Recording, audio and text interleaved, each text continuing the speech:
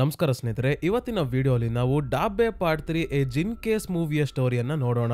ಡಾಬೆ part 1 already ನಾನು explain ಮಾಡಿದ್ದೀನಿ ಸ್ನೇಹಿತರೆ, ನೋಡಿಲ್ಲ ಅಂದ್ರೆ ಡಿಸ್ಕ್ರಿಪ್ಷನ್ ಅಲ್ಲಿ ಲಿಂಕ್ ಇದೆ. ಆದ್ರೆ ಮುಂದಿನ ಪಾರ್ಟ್ಸ್ ನೋಡ್ಬೇಕು ಅಂದ್ರೆ ಪಾರ್ಟ್ 1 ನೋಡ್ಲೇಬೇಕು ಅಂತ ಏನೂ ಇಲ್ಲ, ಜಾಸ್ತಿ ಏನು ಕನೆಕ್ಷನ್ ಇಲ್ಲ. ಮತ್ತೆ ಡಾಬೆ ಪಾರ್ಟ್ 1 ಕೂಡ ಎಕ್ಸ್ಪ್ಲೈನ್ ಮಾಡದೆ ಡೈರೆಕ್ಟ್ ಆಗಿ ಪಾರ್ಟ್ 3 ಯಾಕೆ ಮಾಡ್ತಾ ಇದ್ದೀನಿ ಅಂದ್ರೆ, ಪಾರ್ಟ್ 2 ಅಲ್ಲಿ ಕಥೆನೇ ಇಲ್ಲ, ಒಂದು ಫ್ಯಾಮಿಲಿ ಅವ್ರನ್ನ ಜಿನ್ಗಳು ಹೇಗೆ ಸಾಯಿಸ್ತವೆ ಅಂತ ತೋರಿಸಿದ್ದಾರೆ ಅಷ್ಟೇ. ಮತ್ತೆ ಡಾಬೆ ಸೀರೀಸ್ ಅಲ್ಲೇ ವರ್ಸ್ಟ್ ಮೂವಿ ಅಂದ್ರೆ ಅದು ಪಾರ್ಟ್ 2ನೇ. ಆದ್ರೆ ಪಾರ್ಟ್ 3 ಫೌಂಡ್ ಫುಟೇಜ್ ಫಿಲ್ಮ್ ಆಗಿದೆ, ಯಾವುದೋ ಒಂದು ಪ್ಯಾರಾನಾರ್ಮಲ್ ಕೇಸ್ ಬಗ್ಗೆ ಡಾಕ್ಯುಮೆಂಟರಿ ಮಾಡಿರೋ ರೀತಿ ಇದೆ. ಪಾರ್ಟ್ 3 ಇಂದ ಪಾರ್ಟ್ 6 ವರೆಗೂ ಡಾಬೆ ಮೂವೀಸ್ ತುಂಬಾನೇ ಭಯಾನಕವಾಗಿದೆ. ಹಾಗಾಗಿ ಮುಂದೆ ಬರೋ ಡಾಬೆ ಪಾರ್ಟ್ಸ್ ನ ನೀವು ಮಿಸ್ ಮಾಡ್ಕೋಬಾರ್ದು ಅಂದ್ರೆ ಚಾನಲ್ಗೆ ಸಬ್ಸ್ಕ್ರೈಬ್ ಆಗೋದನ್ನ ಮರಿಬೇಡಿ. ಮತ್ತೆ ಪಕ್ಕದಲ್ಲೇ ಇರೋ ನೋಟಿಫಿಕೇಶನ್ ಬೆಲ್ ಐಕನ್ ಕೂಡ ಆನ್ ಮಾಡಿ. ಪಾರ್ಟ್ 2 ಅಲ್ಲಿ ಏನಾಗಿರುತ್ತೆ ಅಂದ್ರೆ ಸ್ನೇಹಿತರೆ, ಪಾರ್ಟ್ 1 ನ ಸ್ಟೋರಿ ನಡೆಯುವಂತ ಸಂದರ್ಭದಲ್ಲೇ ಒಂದು ಫ್ಯಾಮಿಲಿ ಅವರ ಮೇಲೆ ಜಿನ್ಗಳು ದಾಳಿ ಮಾಡ್ತವೆ. ಇವರು ಎಷ್ಟೇ ಪ್ರಯತ್ನ ಪಟ್ಟರು ಜಿನ್ಗಳಿಂದ ತಪ್ಪಿಸ್ಕೊಳ್ಳೋಕೆ ಆಗಲ್ಲ, ಕೊನೆಗೂ ಸಾವನ್ನಪ್ಪಿರ್ತಾರೆ. ಜಿನ್ಗಳು ಮನೆಗೆ ನುಗ್ತವೆ, ಈ ಫ್ಯಾಮಿಲಿ ಅವರು ತಪ್ಪಿಸ್ಕೊಳ್ಳೋಕೆ ಟ್ರೈ ಮಾಡ್ತಾರೆ. ಅಷ್ಟು ಬಿಟ್ರೆ ಇನ್ನೇನು ಇಲ್ಲ ಪಾರ್ಟ್ 2 ಅಲ್ಲಿ. ಹಾಗಾಗಿ ಸೀದಾ ಪಾರ್ಟ್ 3 ಸ್ಟೋರಿಯನ್ನ ನೋಡೋಣ. ಈ ಸ್ಟೋರಿ ತುಂಬಾನೇ ಇಂಟ್ರೆಸ್ಟಿಂಗ್ ಆಗಿದೆ. ರಿಯಲ್ ಸ್ಟೋರಿ ಈ ಮೂವಿಯಲ್ಲಿ ತೋರಿಸಿರೋದು ಅಂತ ಹೇಳ್ತಾರೆ, ಎಷ್ಟು ನಿಜಾನೋ ಏನೋ ಗೊತ್ತಿಲ್ಲ. ಒಟ್ನಲ್ಲಿ ಸ್ಟೋರಿಯನ್ನ ಈಗ ನೋಡೋಣ. ಈ ಮೂವಿಯ ಸ್ಟಾರ್ಟಿಂಗ್ ಅಲ್ಲಿ ಒಬ್ರು ಡಾಕ್ಟರ್ ಚೈದಾ ಅನ್ನೋ ಮಹಿಳೆಯ ಕೇಸ್ ಬಗ್ಗೆ ಯಾರೋ ಒಬ್ಬ ವ್ಯಕ್ತಿ ಜೊತೆ ಮಾತಾಡ್ತಾ ಇದ್ದಾರೆ. ಏನ್ ಈ ಕೇಸ್ ಅಂದ್ರೆ, ಚೈದಾಗೆ ನಿದ್ರೆಯಲ್ಲಿ ಓಡಾಡೋ ಕಾಯಿಲೆ ಇರುತ್ತೆ, ಅಂದ್ರೆ ಸ್ಲೀಪ್ ವಾಕಿಂಗ್. ಇಂಥ ಸಮಸ್ಯೆ ಇರೋರಿಗೆ ಆದಷ್ಟು ಬೇಗ ಹಾಸ್ಪಿಟಲ್ಗೆ ಕರ್ಕೊಂಡು ಹೋಗ್ಬೇಕಾಗುತ್ತೆ, ಇಲ್ಲ ಅಂದ್ರೆ ತಮ್ಮ ಫ್ಯಾಮಿಲಿಯಲ್ಲಿರೋ ಬೇರೆಯವ್ರಿಗೂ ತೊಂದರೆ ಆಗುತ್ತೆ, ಅವರ ಜೀವಕ್ಕೆ ಅಪಾಯ ಕೂಡ ಆಗ್ಬಹುದು. ಆದ್ರೆ ಚೈದಾ ಕೇಸಲ್ಲಿ ಅವಳನ್ನ ಹಾಸ್ಪಿಟಲ್ಗೆ ಅಡ್ಮಿಟ್ ಮಾಡ್ಕೊಳ್ಳೋಕು ಮುಂಚೆ ಮೊದಲು ಅವಳ ಕಂಡೀಷನ್ ನ ತಿಳ್ಕೊಳ್ಳೋಕೋಸ್ಕರ ಡಾಕ್ಟರ್ಸ್ ಮನೆಯಲ್ಲೇ ಚೈದಾನ್ನ ಗಮನಿಸೋಕೆ ಹೇಳಿರ್ತಾರೆ. ಅದಕ್ಕೆ ಮನೆಯಲ್ಲಿ ಪೂರ್ತಿ CCTV ಕ್ಯಾಮ್ರಾ ಹಾಕ್ಸಿ, ಜೊತೆಗೆ ಕೈಯಲ್ಲಿ ಹಿಡ್ಕೊಂಡು ಓಡಾಡೋಕೆ ಪೋರ್ಟೇಬಲ್ ಕ್ಯಾಮ್ರಾ ಕೂಡ ತರಿಸ್ಕೊಂಡು ಡೈಲಿ ಮನೆಯಲ್ಲಿ ಏನ್ ನಡೀತಾ ಇದೆಯೋ ಅದನ್ನೆಲ್ಲ ರೆಕಾರ್ಡ್ ಮಾಡ್ತಿದ್ದಾರೆ. ಈ ರೆಕಾರ್ಡ್ ಮಾಡಿರೋ ವಿಡಿಯೋಗಳನ್ನೇ ನಾವು ಮುಂದೆ ಈ ಮೂವಿಯಲ್ಲಿ ನೋಡೋದು. ಚೈದಾಳ ಜೊತೆ ಮನೆಯಲ್ಲಿ ಗಂಡ ಸಿನಾನ್, ಮಗಳು ಬುರ್ಚು ಮತ್ತೆ ಮನೆಯ ಕೆಲಸದವಳು ಅಸಿಯಾ ಇದ್ದಾರೆ. ಅವಾಗ ಇವರ ಫ್ರೆಂಡ್ ಜಾಫರ್ ಮತ್ತೆ ಜಾಫರ್ನ ಹೆಂಡತಿ ಮಗಳು ಕೂಡ ಇವರ ಮನೆಗೆ ಬರ್ತಾ ಇರ್ತಾರೆ. ಸೊ ಈಗ ಕ್ಯಾಮ್ರಾ ಎಲ್ಲ ಹಾಕಿ ಮೊದಲನೇ ದಿನ ರಾತ್ರಿ ಎಲ್ಲರೂ ನೆಮ್ಮದಿಯಾಗಿ ಮಲಗಿದ್ದಾಗ ಬುರ್ಚುಗೆ ಮನೆಯಲ್ಲಿ ಏನೋ ಶಬ್ದ ಕೇಳಿಸ್ತಾ ಇದೆ. ಅದಕ್ಕೆ ತನ್ನ ತಂದೆಗೆ ಈ ವಿಷಯ ಹೇಳೋಕೆ ಅಂತ ಬಂದಾಗ ಇಲ್ಲಿ ಚೈದಾ ಕಾಣ್ತಾನೆ ಇಲ್ಲ. ತಕ್ಷಣ ಬುರ್ಚು ತನ್ನ ತಂದೆಯನ್ನ ಎಚ್ಚರಗೊಳಿಸಿ ಅಮ್ಮ ಕಾಣ್ತಿಲ್ಲ ಅಂದಾಗ ಸಿನನ್ ಕ್ಯಾಮ್ರಾ ಎತ್ಕೊಂಡು ಚೈದಾನ್ನ ಹುಡ್ಕೋಕೆ ಶುರು ಮಾಡ್ತಾನೆ. ಒಂದು ಜಾಗದಲ್ಲಿ ಇವಳು ಸಿಗ್ತಾಳೆ ಕೂಡ. ಚೈದಾ ನಿದ್ರೆಯಲ್ಲಿ ಓಡಾಡ್ತಿದ್ದಾಳೆ. ಸ್ವಲ್ಪ ಹೊತ್ತಾದ್ಮೇಲೆ ಇವಳಿಗೆ ಎಚ್ಚರಿಕೆ ಆಗಿ ಏನಾಯ್ತು ನನಗೆ, ಏನ್ ಮಾಡ್ದೆ ನಾನು ಅಂತ ಗಾಬರಿ ಆದಾಗ ಸಿನಾನ್ ಸಮಾಧಾನ ಮಾಡಿ ರೂಮ್ಗೆ ಕರ್ಕೊಂಡು ಹೋಗ್ತಾನೆ. ಮುಂದಿನ ದಿನ ಬೆಳಗ್ಗೆ ಅವರ ಫ್ರೆಂಡ್ ಐಜುನ್ ಮನೆಗೆ ಬಂದಿದ್ದಾಗ ಚೈದಾ ಹೇಳ್ತಾ ಇದ್ದಾಳೆ, ನಿದ್ರೆಯಲ್ಲಿ ಓಡಾಡ್ಬೇಕಾದ್ರೆ ನಾನಾಗೇ ಇರಲ್ಲ, ವಸ್ತುಗಳನ್ನ ಹೊಡೆದಾಕ್ತೀನಿ, ಮನೆಯಿಂದ ಹೊರಗೆ ಓಡೋಗೋದಕ್ಕೆ ನೋಡ್ತೀನಿ, ಏನಾಗ್ತಿದೆ ಅನ್ನೋದು ನನಗೆ ಗೊತ್ತಾಗ್ತಿಲ್ಲ ಅಂತ ಹೇಳ್ತಾ ಇದ್ದಾಳೆ. ಇವತ್ ರಾತ್ರಿ ಎಲ್ಲರೂ ಮಲಗಿದ್ದಾಗ ಇವರು ಸಾಕಿರೋ ನಾಯಿ ಮನೆ ಹೊರಗೆ ಏನನ್ನೋ ನೋಡಿ ಒಂದೇ ಸಮ ಬೊಗಳುತ್ತಾ ಇದೆ. ಮತ್ತೆ ಬುರ್ಚು ಇರೋ ರೂಮ್ ನ ಡೋರ್ ತನಿಗೆ ತಾನೇ ಓಪನ್ ಆಯ್ತು. ಚೈದಾ ಕೂಡ ನಿದ್ರೆಯಲ್ಲಿ ಎದ್ದು ಬೆಡ್ ಮೇಲೆ ಕೂತಿದ್ದಾಳೆ. ಸಿನಾನ್ ಇದನ್ನ ನೋಡಿ ಇವಳನ್ನ ಬೆಡ್ ಮೇಲೆ ಮಲಗಿಸಿದಾಗ ಹೊರಗೆ ಏನೋ ಶಬ್ದ ಆಗ್ತಿದೆ. ಹಾಗಾಗಿ ಕ್ಯಾಮ್ರಾ ತಗೊಂಡು ಹಾಲ್ಗೆ ಬಂದ್ರೆ ಇಲ್ಲಿ ಜೋರಾಗಿ ಗಾಳಿ ಬೀಸ್ತಾ ಇದೆ. ಆತಂಕ ಪಡೋ ವಿಷಯ ಏನಂದ್ರೆ, ಮನೆಯ ಯಾವುದೇ ಕಿಟಕಿ ಬಾಗಿಲು ಓಪನ್ ಇಲ್ಲ, ಹಾಗಾದ್ರೂ ಗಾಳಿ ಬೀಸ್ತಾ ಇದೆ. ಮನೆಯ ಹೊರಗೆ ಯಾರಾದ್ರೂ ಇದಾರಾ ಅಂತ ಸಿನಾನ್ ಒಂದ್ಸಲ ನೋಡಿ ವಾಪಸ್ ಬಂದು ಮಲ್ಕೊಂತಾನೆ. ಮುಂದಿನ ದಿನ ಸಿನಾನ್ ಮತ್ತೆ ಜಾಫರ್ ಇಬ್ರು ಕುತ್ಕೊಂಡು ಮಾತಾಡ್ಬೇಕಾದ್ರೆ ನಮಗೆ ಡೆರೂನ್ಸ್ ಅನ್ನೋ ಒಂದು ಹಳ್ಳಿಯ ಬಗ್ಗೆ ಗೊತ್ತಾಗುತ್ತೆ. ಕೆಲವು ವರ್ಷಗಳ ಹಿಂದೆ ಈ ಹಳ್ಳಿಯಲ್ಲಿ ವಾಸವಾಗಿದ್ದ ವ್ಯಕ್ತಿ ಇದ್ದಕ್ಕಿದ್ದಂಗೆ ರಾತ್ರಿ ಎದ್ದು ತನ್ನ ಹೆಂಡತಿಯ ತಲೆ ಹೊಡೆದಾಕಿ ಸಾಯಿಸಿದ್ದ. ಕಾರಣ ಕೇಳಿದ ಪೊಲೀಸರಿಗೆ ಆ ವ್ಯಕ್ತಿ ಹೇಳೋದೇನಂದ್ರೆ, ಒಂದು ಜಿನ್ ತನ್ನ ಕಣ್ಣಲ್ಲಿ ವಾಸವಾಗಿದೆ, ಅದೇ ತನಿಗೆ ತನ್ನ ಹೆಂಡತಿಯನ್ನ ಸಾಯಿಸೋಕೆ ಹೇಳಿದ್ದು ಅಂತ. ಈ ಜಿನ್ಗಳು ಯಾರು ಅಂತ ಪಾರ್ಟ್ 1 ಎಕ್ಸ್ಪ್ಲೈನ್ ಮಾಡ್ಬೇಕಾದ್ರೆ ಡೀಟೇಲ್ ಆಗಿ ಹೇಳಿದ್ದೆ ಸ್ನೇಹಿತರೆ. ಈ ಜಿನ್ಗಳು ಅದೃಶ್ಯವಾಗಿರೋ ಶಕ್ತಿಗಳಾಗಿರ್ತವೆ. ಇವುಗಳಿಗೆ ಬೇರೆ ಬೇರೆ ರೀತಿಯ ತುಂಬಾನೇ ಶಕ್ತಿಗಳಿದಾವೆ. ಮನುಷ್ಯರ ಅಥವಾ ಪ್ರಾಣಿಗಳ ರೂಪವನ್ನ ಪಡ್ಕೋಬಹುದು, ಇಲ್ಲಾಂದ್ರೆ ಜೀವ ಇಲ್ಲದೆ ಇರೋ ವಸ್ತುಗಳನ್ನ ಉಪಯೋಗಿಸ್ಕೊಂಡು ಮನುಷ್ಯರ ಮೇಲೆ ದಾಳಿ ಕೂಡ ಮಾಡ್ತವೆ.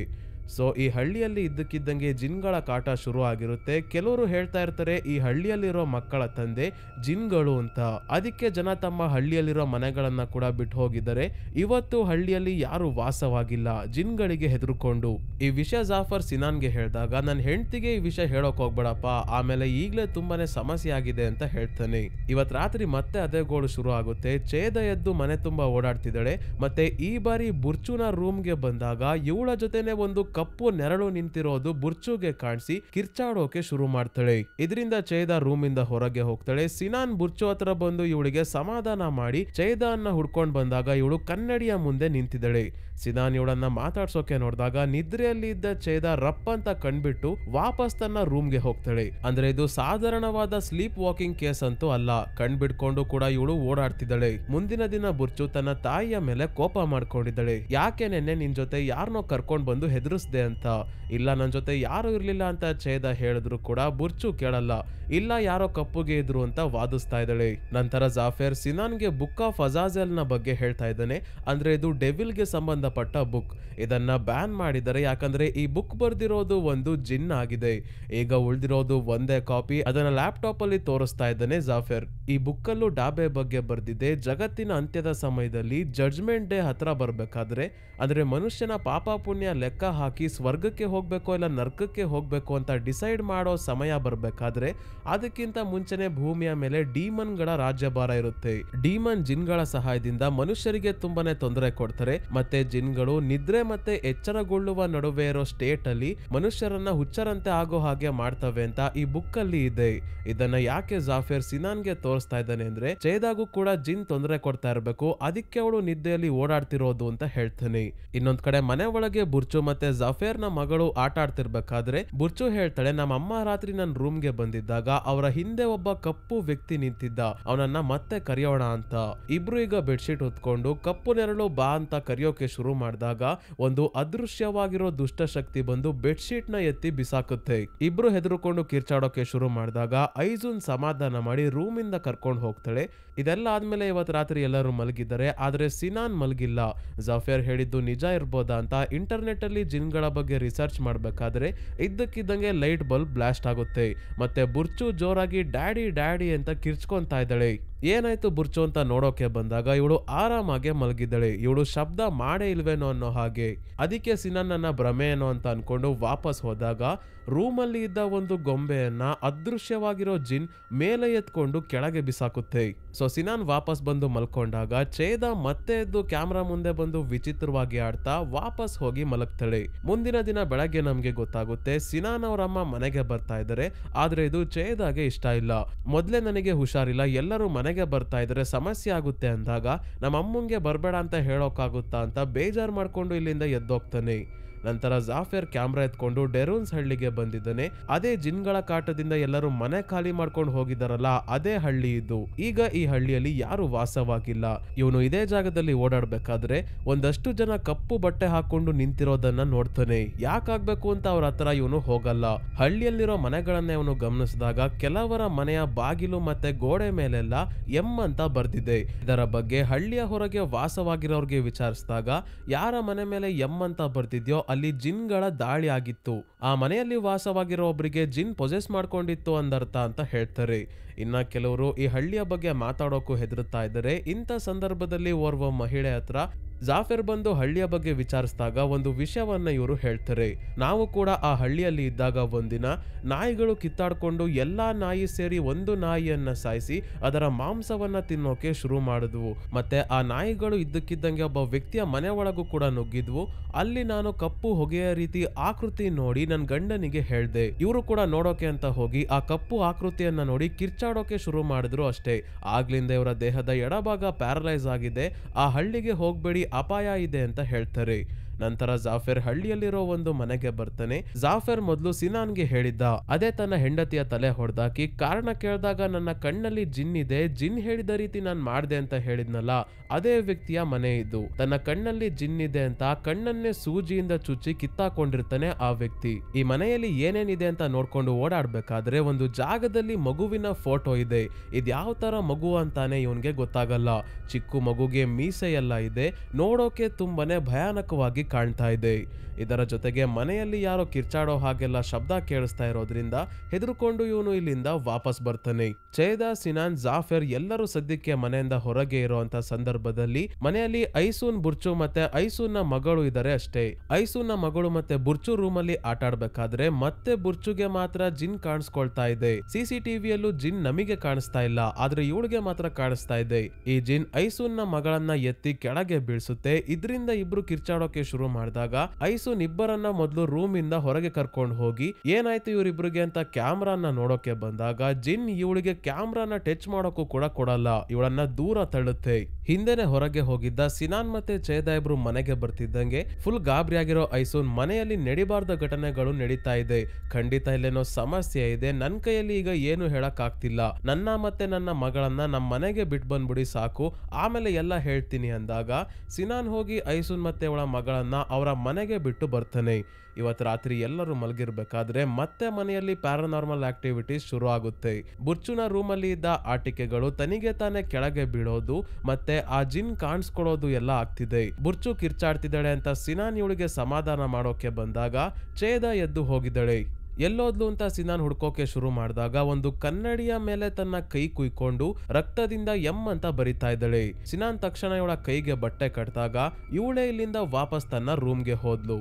ಮುಂದಿನ ದಿನ ಸಿನಾನ್ ಜಾಫಿಯರ್ಗೆ ತಾನು ರೆಕಾರ್ಡ್ ಮಾಡಿರೋ ವಿಡಿಯೋಸ್ ಎಲ್ಲ ತೋರಿಸಿದಾಗ ಚೇದ ಕನ್ನಡಿ ಮೇಲೆ ಎಂ ಅಂತ ಬರ್ದಿರೋದನ್ನ ನೋಡಿ ಜಾಫಿಯರ್ ಹೇಳ್ತಾನೆ, ನಾನು ಡೆರೂನ್ಸ್ ಹಳ್ಳಿಗೆ ಹೋಗಿದ್ದಾಗ ತುಂಬಾನೇ ಮನೆಗಳ ಮೇಲೆ ಇದೇ ರೀತಿ ಎಂ ಅಂತ ಬರ್ದಿತ್ತು, ಅದೇನು ಅಂತ ವಿಚಾರಿಸಿದ್ಕೆ ಗೊತ್ತಾಯ್ತು ಜಿನ್ಗಳು ದಾಳಿ ಮಾಡಿರೋ ಮನೆಗಳ ಮೇಲೆ ಎಂ ಅಂತ ಬರ್ದಿರೋದು, ಇದು ಜಿನ್ಗಳಿಗೆ ಸಂಬಂಧಪಟ್ಟಿದ್ದು, ಚೇದ ಡಾಕ್ಟರ್ಸ್ ಇಂದ ಸರಿ ಹೋಗಲ್ಲ, ಈ ಜಿನ್ಗಳ ಎಕ್ಸ್ಪರ್ಟ್ ನ ಕರೆಸಿ ಚೇದನ ಸರಿ ಮಾಡ್ಬೇಕು ಅಂತ ಹೇಳ್ತಾನೆ ಜಾಫಿಯರ್. ಇದಾದ್ಮೇಲೆ ಇವತ್ತು ರಾತ್ರಿ ಚೇದ ಎದ್ದು ಜಾಸ್ತಿ ಓಡಾಡಲ್ಲ, ಆದ್ರೆ ಬುರ್ಚು ನಿದ್ದೆಗಣ್ಣಲ್ಲಿ ಎದ್ದು ಬಂದು A4 ಶೀಟ್ಗಳ ಮೇಲೆ ಎಂ ಅಂತ ಗೀಚೋಕೆ ಶುರು ಮಾಡ್ತಾಳೆ. ಮುಂದಿನ ದಿನ ಬೆಳಗ್ಗೆ CCTV ಚೆಕ್ ಮಾಡಿದಾಗ ಬುರ್ಚುನೇ ಈ ಕೆಲಸ ಮಾಡಿರೋದು ಅಂತ ಗೊತ್ತಾಗುತ್ತೆ.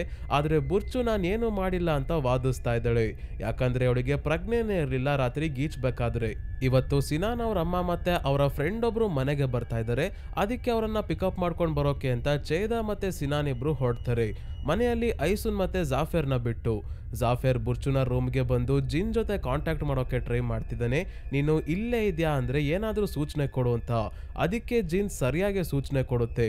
ಐಸುನ್ನ ಎಳ್ಕೊಂಡು ಹೋಗಿ ಇವಳ ಕತ್ತಿಸ್ಕೋಕೆ ಪ್ರಯತ್ನ ಪಡುತ್ತೆ, ಆದ್ರೆ ಹೇಗೋ ಮಾಡಿ ಜಾಫಿಯರ್ ಇವಳನ್ನ ಕರ್ಕೊಂಡು ರೂಮ್ಗೆ ಬಂದು ಡೋರ್ ಕ್ಲೋಸ್ ಮಾಡ್ಕೊಂತಾನೆ. ಐಸುನ್ ಅಂತೂ ಫುಲ್ ಗಾಬರಿ ಆಗೋಗಿದ್ದಾಳೆ. ಹಾಗಾಗಿ ಜಾಫಿಯರ್ ಸಮಾಧಾನ ಮಾಡಿ ಸಿನಾನ್ ಬಂದ್ಮೇಲೆ ಎಲ್ಲಾ ವಿಷಯ ಹೇಳಿದ್ರಾಯ್ತು ಅಂತ ಕಾಯ್ತಾ ಇದ್ದಾರೆ. ಸಿನಾನ್ ತನ್ನ ತಾಯಿಯನ್ನ ಕರ್ಕೊಂಡ್ ಬಂದಾಗ ಮೊದಲು ಎಲ್ಲರೂ ಊಟ ಮಾಡಿ ಆದ್ಮೇಲೆ ಸಿನಾನ್, ಜಾಫಿಯರ್ ಮತ್ತೆ ಐಸುನ್ ಚೇದ ಅನ್ನ ಒಂದು ರೂಮ್ಗೆ ಕರ್ಕೊಂಡ್ ಬಂದು ಹೇಳ್ತಾ ಇದ್ದಾರೆ, ಈ ಮನೆಯಲ್ಲಿ ಖಂಡಿತ ಜಿನ್ ಇದೆ, ಅದರ ಕಣ್ಣು ಯಾಕೋ ನಿನ್ ಮೇಲೆ ಬಿದ್ದಿದೆ, ಅದಕ್ಕೆ ಪರಿಹಾರ ಸಿನಾನ್ ಅವ್ರ ಅಮ್ಮ ಕಂಡಿಡಿತಾರೆ, ಯಾಕಂದ್ರೆ ಅವರು ದೇವರು ಮತ್ತೆ ಆಚರಣೆಗಳನ್ನೆಲ್ಲ ತುಂಬಾನೇ ನಂಬ್ತಾರೆ ಅಂತ ಜಾಫಿಯರ್ ಮತ್ತೆ ಐಸುನ್ ಹೇಳೋದ್ರ ಜೊತೆಗೆ ಇವರು ಸಿನಾನ್ ಅವ್ರ ಅಮ್ಮನ್ನ ಕರ್ಕೊಂಡ್ ಬರೋಕೆ ಹೋಗಿದ್ದಾಗ ತಮಗೆ ಆದ ಎಕ್ಸ್ಪೀರಿಯನ್ಸ್ ಬಗ್ಗೆ ಕೂಡ ಹೇಳ್ತಾರೆ, ನಮ್ಮೆಲ್ಲೂ ಕೂಡ ಜಿನ್ ದಾಳಿ ಮಾಡಿತ್ತು ಅಂತ. ಹಾಗಾಗಿ ಚೇದ ಒಪ್ಕೊಂಡಾದ್ಮೇಲೆ ಹಿಂದೆನೆ ಸಿನಾನ್ ಅವ್ರ ಅಮ್ಮ ಮತ್ತೆ ಅವರ ಸ್ನೇಹಿತೆ ಇಬ್ರು ಸೇರಿ ಚೇದ ಅನ್ನ ಕೂರಿಸ್ಕೊಂಡು ಒಂದು ಆಚರಣೆಯ ಮುಖಾಂತರ ಜಿನ್ನ ಸಮಸ್ಯೆ ಪರಿಹಾರ ಮಾಡೋಕೆ ಮುಂದಾದಾಗ ಚೇದ ಜಿನ್ಗೆ ಪೊಸೆಸ್ಡ್ ಆಗಿ ಎಲ್ಲರ ಮೇಲೆ ದಾಳಿ ಮಾಡೋಕೆ ಶುರು ಮಾಡ್ತಾಳೆ. ಸಿನಾನ್ ಅವ್ರ ಅಮ್ಮನ್ ಮುಖಕ್ಕೆ ಬಿಸಿ ನೀರು ಎರಚಿ ಇವರ ಫ್ರೆಂಡ್ಗೆ ಹೊಡಿತಾ ಇದ್ದಾಳೆ. ಇವಳನ್ನ ತುಂಬಾನೇ ಕಷ್ಟಪಟ್ಟು ಐಸುನ್, ಸಿನಾನ್ ಮತ್ತೆ ಜಾಫಿಯರ್ ಹಿಡ್ಕೊಂತಾರೆ. ಇವತ್ ರಾತ್ರಿ ಚೇದ ರೂಮ್ ಅಲ್ಲಿ ಮಲಗಿದ್ದಾಗ ಸಿನಾನ್ಗೆ ಜಾಫರ್ ಹೇಳ್ತಾ ಇದ್ದಾನೆ, ಈಗ ತಡ ಮಾಡೋದ್ರಲ್ಲಿ ಅರ್ಥನೇ ಇಲ್ಲ, ಏನಾದ್ರೂ ಮಾಡಿ ಸಮಸ್ಯೆಗೆ ಪರಿಹಾರ ಕಂಡಿಡಿಲೇಬೇಕು, ನನ್ನ ಹೆಂಡತಿ ಐಸುನ್ಗೆ ಒಬ್ಬ ವ್ಯಕ್ತಿ ಗೊತ್ತು, ಅವರನ್ನ ಕರ್ಸೋಣ ಅಂತ ಹೇಳಿ ಎಲ್ಲರೂ ಈಗ ಮಲ್ಕೊಂತಾರೆ. ಆದ್ರೆ ಇವತ್ತು ಜಿನ್ನ ಆಟ ಇನ್ನ ಜಾಸ್ತಿನೇ ಆಗುತ್ತೆ. ಬುರ್ಚುನ ರೂಮ್ ಅಲ್ಲಿ ಐಸುನ್ ಬುಕ್ ಹಿಡ್ಕೊಂಡು ಮಲಗಿದ್ದಾಗ ಅದೃಶ್ಯವಾಗಿರೋ ಜಿನ್ ಬುರ್ಚುನ ಎತ್ಕೊಂಡು ಹೋಗುತ್ತೆ. ಐಸುನ್ಗೆ ಗೊತ್ತೇ ಆಗಲ್ಲ. ಆದ್ರೆ ಐಸುನ್ನ ಬುಕ್ ಮತ್ತೆ ಬೆಡ್ಶೀಟ್ ನ ಜಿನ್ ಕಿತ್ತು ಬಿಸಾಕ್ತಾಗ ಇವಳಿಗೆ ಎಚ್ಚರಿಕೆ ಆಯ್ತು, ಇದರಿಂದ ಬುರ್ಚು ಕಾಣ್ತಿಲ್ಲ ಅಂತ ಜಾಫಿಯರ್ಗೆ ಹೋಗಿ ಹೇಳ್ತಾ ಇದ್ದಾಳೆ.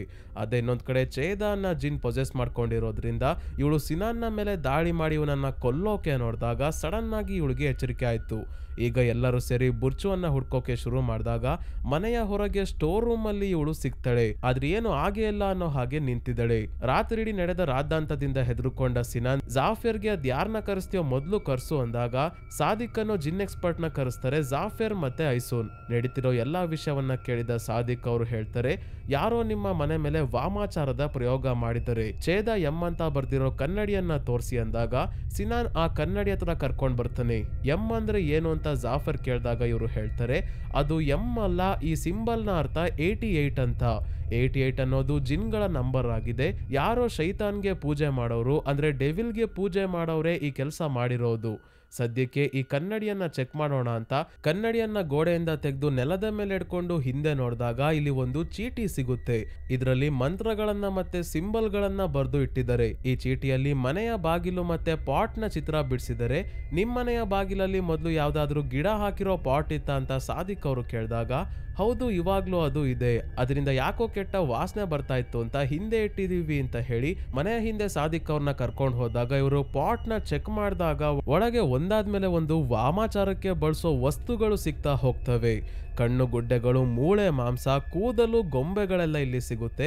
ಸಾದಿಕ್ ಅವರಂತೂ ದೇವರನ್ನ ನೆನ್ಪು ಮಾಡ್ಕೊಂಡು ಒಂದೇ ಸಮ ಪ್ರೇಯರ್ ಮಾಡ್ತಾ ಇದನ್ನೆಲ್ಲ ತೆಗಿತಾ ಇದ್ದಾರೆ. ಇದೇ ಸಮಯಕ್ಕೆ ಅವರ ಮನೆಯ ಗೋಡೆ ಮೇಲೆ ನೇತಾಕಿರೋ ಜಿನ್ಗಳನ್ನ ಅಟ್ರಾಕ್ಟ್ ಮಾಡೋ ಒಂದು ಸಿಂಬಲ್ ನ ನೋಡಿ ಸಾದಿಕ್ ಹೇಳ್ತಾರೆ, ಖಂಡಿತ ಇದನ್ನ ನಿಮ್ಗೆ ಹತ್ರ ಇರೋವ್ರೆ ಮಾಡ್ತಿರೋದು. ನಿಮ್ಮನೆಯ ಒಳಗೇನೆ ನಿಮ್ಗೆ ಗೊತ್ತಾಗ್ದಂಗೆ ಬಂದು ಇಷ್ಟೆಲ್ಲ ಮಾಡೋಕೆ ಸಾಧ್ಯ ಇಲ್ಲ. ಮೊದ್ಲು ಅವರು ಯಾರಿರ್ಬೋದು ಅಂತ ಕಂಡಿಡಿದು ಅವರು ಯಾವ ಜಾಗದಲ್ಲಿ ಶೈತಾನ್ನ ಜೊತೆ ಒಪ್ಪಂದ ಮಾಡ್ಕೊಂಡು ಮಾಟ ಮಂತ್ರ ಮಾಡಿದರೋ ಅಲ್ಲಿಗೆ ಹೋಗಿ ಈ ಸಮಸ್ಯೆಗೆ ಪರಿಹಾರ ಕಂಡಿಡಿಬೇಕು ಅಂದಾಗ ಇವರೆಲ್ಲರೂ ತುಂಬಾನೇ ಚರ್ಚೆ ಮಾಡಿ ಮನೆ ಕೆಲಸದವಳು ಹಸಿಯೇನೆ ಈ ಕೆಲಸ ಮಾಡಿರ್ಬೇಕು, ಇನ್ನ ಯಾರು ಮನೆಗೆ ಬಂದೇ ಇಲ್ವಲ್ಲ ಅಂತ ಅವಳ ಮನೆಯನ್ನ ಹುಡ್ಕೋಕೆ ಡಿಸೈಡ್ ಮಾಡ್ತಾರೆ. ಸೊ ಸಾದಿಕ್ ಅವರ ಜೊತೆ ಜಾಫರ್ ಕೂಡ ಕ್ಯಾಮ್ರಾ ಎತ್ಕೊಂಡು ಹೊಡ್ತಾನೆ. ಯಾಕಂದ್ರೆ ಜಾಫರ್ ಒಬ್ಬ ಲಾಯರ್ ಆಗಿರೋದ್ರಿಂದ ಅಕಸ್ಮಾತ್ ಹಸಿಯೇನೆ ಇದೆಲ್ಲ ಮಾಡಿದ್ರೆ ವಿಡಿಯೋನ ಇಟ್ಕೊಂಡು ಅವಳ ಮೇಲೆ ಕೇಸ್ ಮಾಡಬಹುದು ಅಂತ. ಇವರಿಬ್ರು ಹಸಿಯನ ಮನೆಗೆ ಬರ್ತಾರೆ, ಆದ್ರೆ ಹಸಿಯೆ ಎಲ್ಲೂ ಕಾಣ್ತಿಲ್ಲ. ಹಾಗಾಗಿ ಮನೆ ಪೂರ್ತಿ ಹುಡ್ಕಾಡ್ದಾಗ ಎಲ್ಲಾ ಕಡೆ ಇರೋದು ಮಾಂಸ, ಗೊಂಬೆಗಳು ಮತ್ತೆ ಮಾಟ ಮಂತ್ರಕ್ಕೆ ಬಳಸೋ ಬೇರೆ ಬೇರೆ ಸಾಮಗ್ರಿಗಳನ್ನೆಲ್ಲ ಇಟ್ಟಿದ್ದಾಳೆ.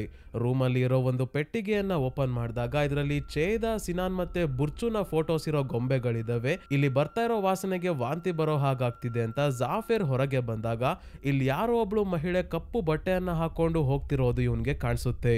ಈ ವಿಷಯ ಸಾದಿಕ್ಕು ಜಾಫರ್ ಹೇಳ್ತಾನೆ. ಇಬ್ರು ಹುಡ್ಕಾಡಿದ್ರು ಕೂಡ ಯಾರು ಇಲ್ಲಿ ಸಿಗಲ್ಲ. ನಂತರ ಜಾಫರ್ಗೆ ಸೇಮ್ ಡೆರೂನ್ಸ್ ಹಳ್ಳಿಗೆ ಹೋಗಿದ್ದಾಗ ಒಂದು ಮನೆಯಲ್ಲಿ ಭಯಾನಕವಾಗಿರೋ ಮಗುವಿನ ಫೋಟೋ ಸಿಕ್ಕಿತ್ತಲ್ಲ, ಅದೇ ಫೋಟೋ ಇಲ್ಲೂ ಕೂಡ ಇದೆ. ಇದನ್ನ ಸಾದಿಕ್ಕೆ ತೋರಿಸಿದಾಗ ಇವ್ರಿಗೆ ಏನ್ ವಿಷಯ ಅಂತ ಎಲ್ಲ ಗೊತ್ತಾಗುತ್ತೆ. ಏನಂದ್ರೆ ಈ ಮಗು ಮನುಷ್ಯರ ಮಗುನೇ ಅಲ್ಲ, ಜಿನ್ನ ಮಗು ಆಗಿದೆ. ಅಂದ್ರೆ ತಂದೆ ಜಿನ್, ತಾಯಿ ಮನುಷ್ಯಳೇ ಆಗಿದ್ದಾಳೆ. ಈ ಜಿನ್ನ ಮಗುವಿನ ತಾಯಿ ಬೇರೆ ಯಾರು ಅಲ್ಲ ಸ್ನೇಹಿತರೆ, ಸಿನಾನ್ ಮನೆಯ ಕೆಲಸದವಳು ಹಸಿಯೆ. ಹಸಿಯೆ ಮೊದಲು ತನ್ನ ಜಿನ್ ಗಂಡನ ಜೊತೆ ಡೆರೂನ್ಸ್ ಹಳ್ಳಿಯಲ್ಲಿ ವಾಸವಾಗಿದ್ದಾಗ ಇವರ ಜಿನ್ ಮಗುವನ್ನ ನೋಡಿ ಭಯಭೀತರಾಗಿದ್ದ ಹಳ್ಳಿಯ ಜನರು ಮಗುವನ್ನ ಜೀವಂತವಾಗಿ ಮಣ್ಣಲ್ಲಿ ಹೂತಾಕ್ಬಿಟ್ಟಿರ್ತಾರೆ.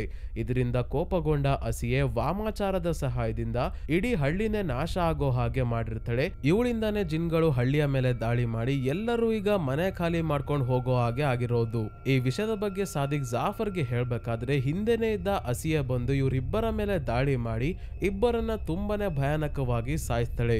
ಅವಾಗ್ಲೇ ಕಪ್ಪು ಬಟ್ಟೆ ಹಾಕೊಂಡು ಓಡಾಡ್ತಿದ್ದ ಮಹಿಳೆ ಕೂಡ ಇವಳೆ.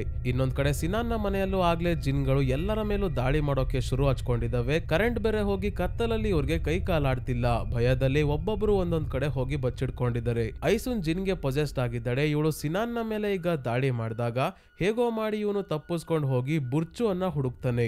ನಂತರ ಪೊಲೀಸ್ ಅವ್ರಿಗೆ ಕಾಲ್ ಮಾಡಿ ಇನ್ನೇನು ಬುರ್ಚು ಅನ್ನ ಕರ್ಕೊಂಡು ಮನೆಯಿಂದ ಹೊರಗೆ ಹೋಗ್ಬೇಕು ಅನ್ನೋ ಅಷ್ಟರಲ್ಲೇ ಜಿನ್ಗಳು ಬಂದು ಸಿನಾನ್ನ ಎಳ್ಕೊಂಡು ಹೋಗಿ ಇವನ ಕತ್ತನ್ನ ಮುರಿದಾಕಿ ಸಾಯಿಸ್ತವೆ.